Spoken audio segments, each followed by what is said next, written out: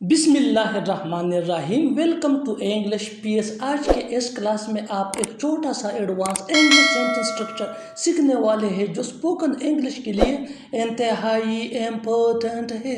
So let's start.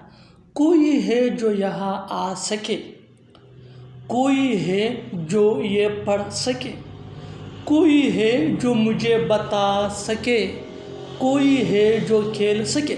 My dear students, ایسے فقرے ہم اپنی ڈیلی لائف میں ضرور بولتے یا دوسروں سے سنتے ہیں۔ ایسے سینٹینسز کے لیے انگلش کا جو اسٹرکچر یوز ہوتا ہے، اس کو سیکھنے کے بعد آپ بھی ایسے فقرے، ایسے سینٹینس ان انگلش میں بآسانی بولنے کے قابل ہو جائیں گے۔ اس کے لیے جو اسٹرکچر یوز ہوتا ہے انگلش کا، وہ انتہائی سمپل سادہ سا ہے۔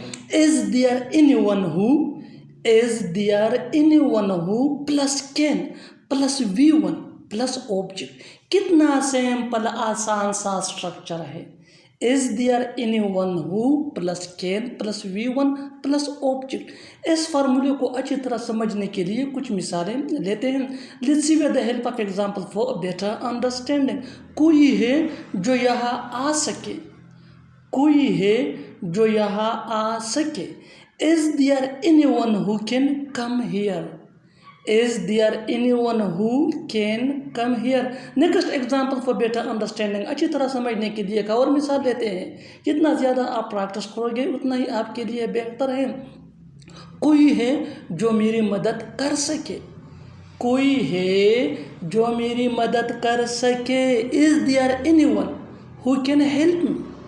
is there anyone who can help me؟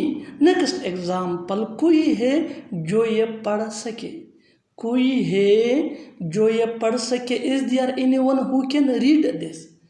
is there anyone who can read this؟ Next example for better understanding. اچھی طرح سمجھنے کے لیے ایک اور مثال لیتے ہیں۔ جتنا زیادہ ہم پریکٹس کریں گے اتنا ہی ہمارے لیے بہتر ہے۔ کوئی ہے جو مجھے بتا سکے، کوئی ہے جو مجھے بتا سکے۔ is there anyone who can tell me؟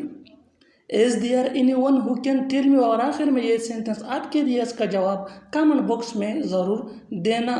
کوئی ہے جو کھیل سکے، کوئی ہے جو کھیل سکے۔ Subscribe English page for more advance English structure things.